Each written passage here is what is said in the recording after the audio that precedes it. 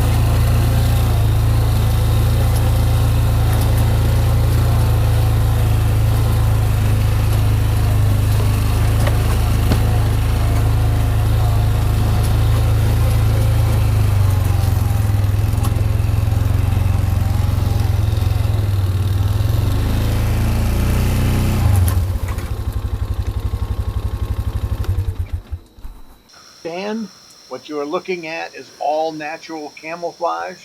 That is a set of pipe staging with a big deck on top that is completely covered on all four sides with spruce trees, and I will be rebuilding them as we go along. Next, we're going to be looking at my 2022 new site that I have established. This is an overview of the bait site.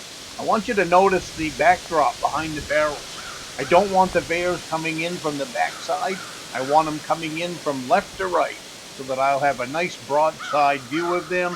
And we should get that right there is the tree that I'm going to hook my bear trap to. You'll see that here in a minute. We have the dummy trap in.